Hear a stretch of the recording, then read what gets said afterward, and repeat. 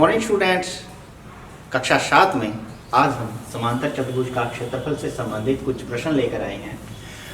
हमने पिछले 2 प्रश्नों में समांतर चतुर्भुज का क्षेत्रफल निकालना सीखा और त्रिभुज का क्षेत्रफल भी निकालना सीखा। अब हमें समांतर चतुर्भुज का क्षेत्रफल प्रश्न नंबर 3 में दिया हुआ है और एक विमा दी है आधार या ऊंचाई में से, दूसरी विमा हमें ज्ञात करनी है। देखिए हम कैसे करेंगे। पहले भाग में प्रश्न नंबर 3 के आधार दे रखा 20 सेंटीमीटर, ऊंचाई नहीं दे रखी है, निकालनी है और क्षेत्रफल है 246 वर्ग सेंटीमीटर। ये आपको एक तालिका में दे रखा है, मैंने इसको इस प्रकार ले लिया, आप भी इसको इसी प्रकार से करें। क्षेत्रफल 246 वर्ग सेंटीमीटर है। क्षेत्रफल का सूत्र क्या होता है हमारे पास? आधार गुणा ऊंचाई बराबर कितना दे रखा है? 246 वर्ग सेंटीमीटर। क्षेत्रफल की जगह आधार गुणा ऊंचाई लिए है जो होता है, ठीक है। आधार कितना दे रखा है यहाँ?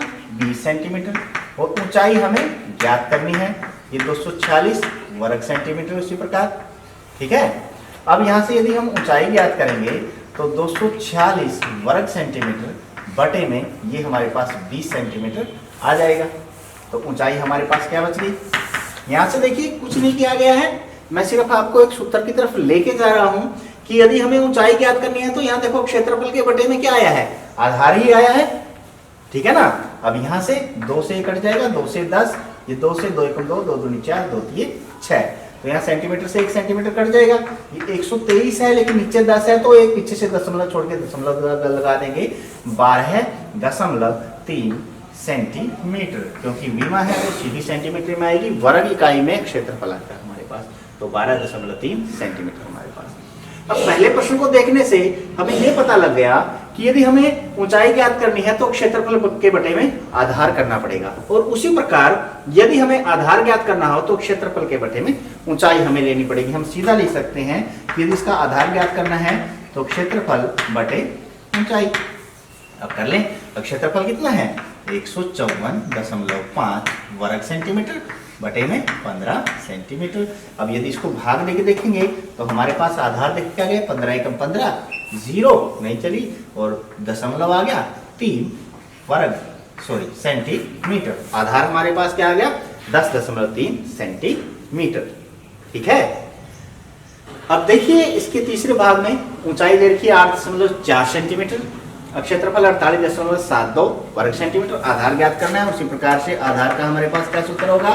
क्षेत्रफल बटे ऊंचाई, ठीक है ना। क्षेत्रफल बटे ऊंचाई, क्षेत्रफल है 48.72 वर्ग सेंटीमीटर बटे 8.4 सेंटीमीटर, ठीक है।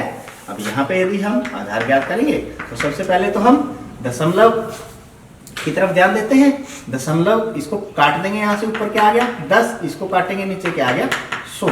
अब देखो कितने पे कटेगा? ये 4 पे कट जाएगा, 12 पे भी कट जाएगा, 12 7 84, 12 चौक 48, 0, 12 छिके 72। अब 7 से 7 एकम 7, 7 पंजे 35, 7 8 56, 58, एक 0 से एक 0 कट गई, तो आधार हमारे पास ऊपर 58 बचा है, लेकिन नीचे देखो 10 बचा है, तो पीछे से एक 10 एक अंक छोड़ के हम दशमलव लगा देंगे, 5.8 सेंटीमीटर हमारे पास इसका आधार आ गया है, ठीक है।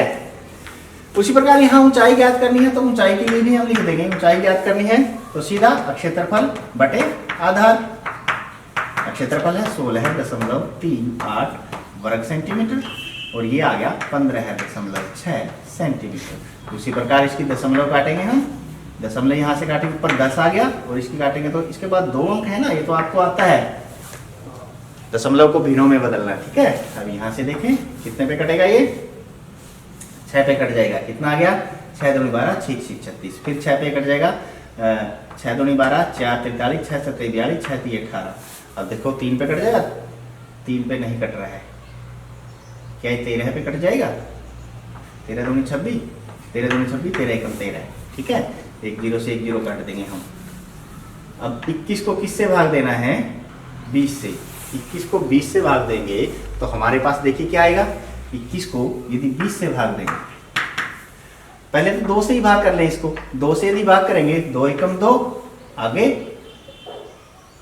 2 एकम 2, 0.5 हमारे पास आ जाएगा सिर्फ 2 से भाग करने पर। और इसके बटे में हमारे पास ये 10 भी अभी बचा है, ठीक है, सेंटीमीटर। और इस 10 से यदि दशमलव आगे लेके जाएंगे 1.05 सेंटीमीटर हमारे पास इसका मान आ जाएगा। ऊंचाई कितनी होगी? 1.05 सेंटीमीटर। तो इस प्रकार से जो पूरा प्रश्न है तीसरा ये कंप्लीट हुआ। हमें यदि समांतर चतुर्भुज का क्षेत्रफल दे रखा और एक विमा दे रखी है आधार या ऊंचाई में से, तो दूसरी विमा को हम बड़ी आसानी से निकाल सकते हैं। आशा है ये प्रश्न आपको अच्छे से समझ में आ गया होगा। अब अगले प्रश्न देखने के लिए हमारे साथ बने रहें। तब तक के लिए बाय बाय।